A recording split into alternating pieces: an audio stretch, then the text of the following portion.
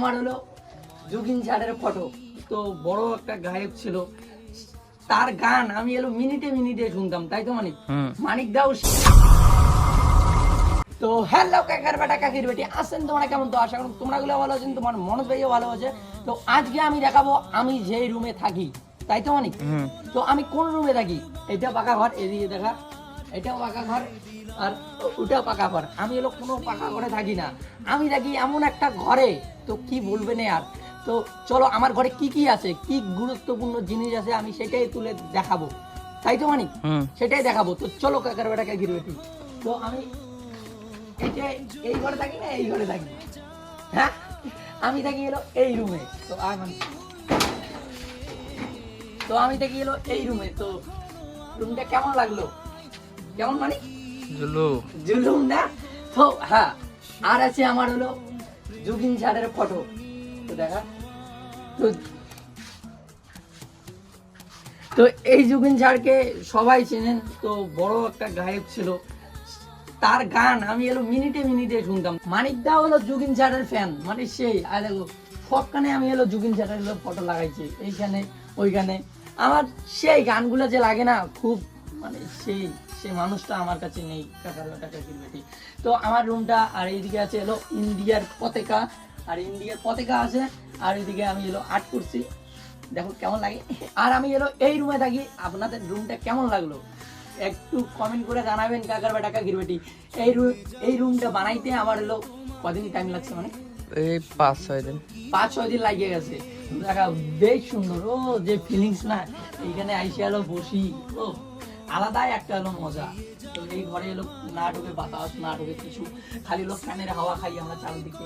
জানি না আমি ভিডিওতে কেমন লাগতেছে আমার রুমটা, কিন্তু বাস্তবে না খুব বাঘের বাচ্চা, সেই সুন্দর আমার রুমটা কাকার বেটা কাকির বেটি। একবার আমাদের বাড়িতে আসলে আমার রুমটাতে দুইকে দেখো কেমন লাগে। আর ওইদিকে জুবিন স্যারের ফটো আছে, সব দিকে আমি লাগাই তুলছি, যে গানগুলো না কাকার বেটা কি বলবেন আর, সেই সুন্দর।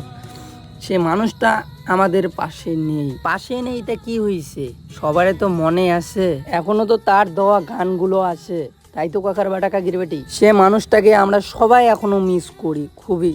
আর আমি যখন থেকে ভিডিও বানাই স্টার্ট করছি, তখন থেকে আমি এই ঘরে থাকি, হ্যাঁ কাকার বেটা কাকির বেটি। আপনাদের রুমটা কেমন লাগলো? নিশ্চয়ই খুবই ভালো লাগছে। তো আমার যে ভালো লাগছে, এই রুমে আমি থাকি, ও কত সুন্দর লাগে, একটা আলাদা একটা ফ্লেভার মানে একটা হবে যে কোনো। আর ভাল লাগে এই রুমটাই, কত সুন্দর খাইকা এডিট করো। আর চারিদিকে আবহাওয়াটা দেখো, যেন আছি আমি ডুবের মধ্যে, তাই তো আছি আমি ডুবের মধ্যে। যে ফিলিংসটা না এই ঘরে থাইকা, ও আলাদা একটা মজা, সেই সুন্দর। যে আসে সেই আমার এই রুমটাকে পছন্দ করে।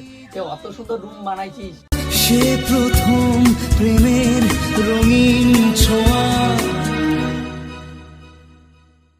আর এইদিকে তো মানিক দা ইয়ে করতেছে। আমার তো রুমটা দেখতেই পাইলেন, আমার জুবিন স্যার, তারপরে মানিক দা, আমার ফটো, তাছাড়া কারো ফটো নাই। আমি জুবিন স্যারকে অনেকটা ভালোবাসি।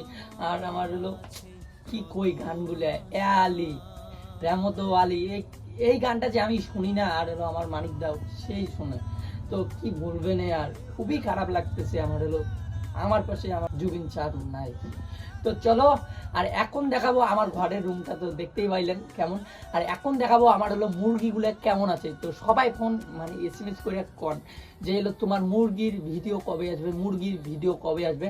তো এই ভিডিওটাতে মুরগির ভিডিও আসবে। তো চলো এখন যাবো মুরগির খামারে, তাই তো তো চলো। আর ফাইনালি যাইতেছি এখন আমার মুরগির খামারের উদ্দেশ্যেই।